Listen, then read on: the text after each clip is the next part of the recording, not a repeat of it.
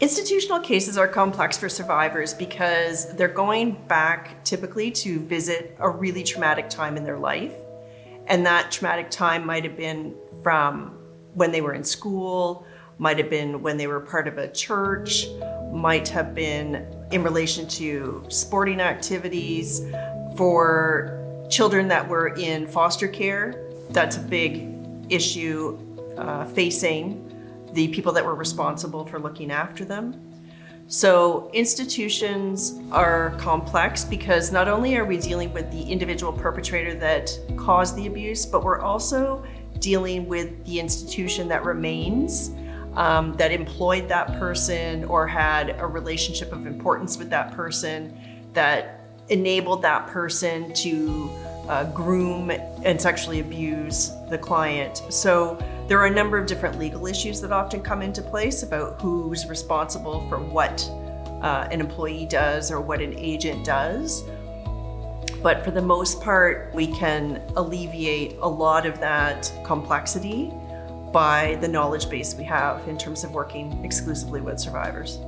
To keep the legal process manageable for survivors, we set out exactly what those survivors can expect in the process, and we will do that in detail so that they have a really good idea as to what's in front of them, because the more knowledge they have, the better it is for them to help alleviate anxiety, help alleviate confusion, and just in general make them feel more comfortable knowing what they're going to be doing. One of the most important characteristics that I believe someone doing this work needs is empathy. The survivors that we work with have been through tremendous difficulties in their lives. They've suffered extreme trauma. And if they're just treated as another case or another number, then they are not getting what they deserve in terms of justice. Because survivors need to be able to trust who they're telling their story to. They need to know that you will hold their story dear, that you will advocate on their behalf and understand the implications of how that story is portrayed, how that story is told, with the goal of not re-traumatizing people. So you always want to make sure that the client is prepared for all aspects of their case, that you have a full understanding of that story, so that you as a lawyer can advocate as best as possible for that client.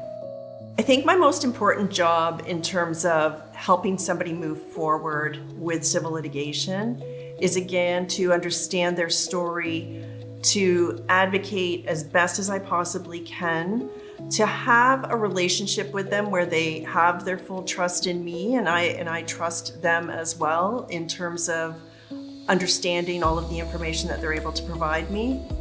For me, I've been a lawyer for 30 years, and this kind of work brings intense satisfaction at actually using the law to provide justice for someone, and someone that is entirely in need and deserving of that justice because of how their life has been so horrendously impacted by what has occurred to them.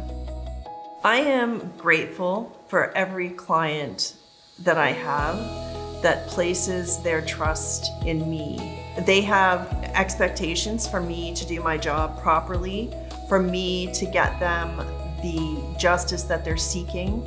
The justice is not always about money. The justice is about having their voice heard, because for so many years their voice has been suppressed and they have not been able to tell their story. So to enable them to tell their story in the safest environment that I can create for that to occur is a level of trust and gratitude that I owe to all of my clients.